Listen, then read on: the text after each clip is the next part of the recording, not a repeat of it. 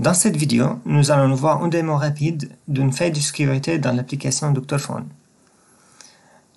Cette vidéo pourra être utile si vous ne pouvez pas télécharger la VM Windows 10 sur votre machine host. Elle pourra vous aider à configurer l'environnement de test si besoin, et les détails techniques sont donnés dans le rapport. À droite, on voit ici notre machine Windows 10 avec une adresse IP qui se termine avec 106. Sur cette machine, on a installé quelques outils d'analyse de système et de réseau. Et aussi, on a installé l'application Dr. Phone. L'installateur de Dr. Phone nous a créé deux services, Elevation Service et Install Assist Service. On voit que Install Assist Service se met en écoute sur le port 50033. C'est configurable, on peut changer ça et mettre un autre port. Il suffit de se rendre sur ce chemin pour changer le port. De l'autre côté, on a une machine qui va nous servir d'un attaquant de la machine Windows.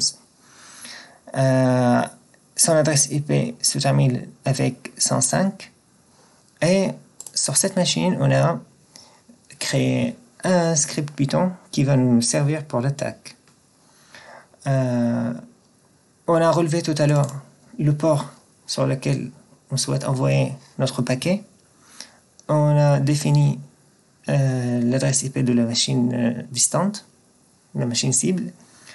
Il faut mettre aussi l'adresse IP de la machine Unix qui va attaquer et un port sur lequel on va recevoir la connexion de la machine cible.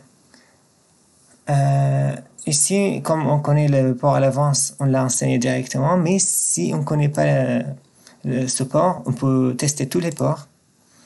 Et une fois le bon port reçoit ce paquet, il va nous envoyer une demande de shell, et c'est un shell inversé sur lequel on peut taper des commandes directement sur les machines distantes.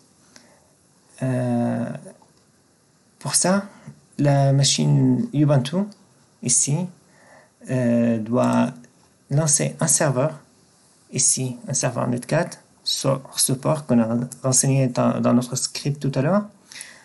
On démarre le serveur, il est prêt en écoute. On lance notre script et dans quelques instants, on reçoit la connexion de la machine Windows. On va vérifier qu'on est qui sur cette machine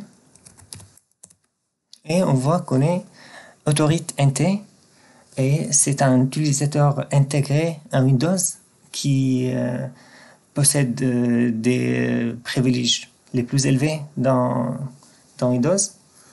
Et on peut voir d'autres détails sur cette machine.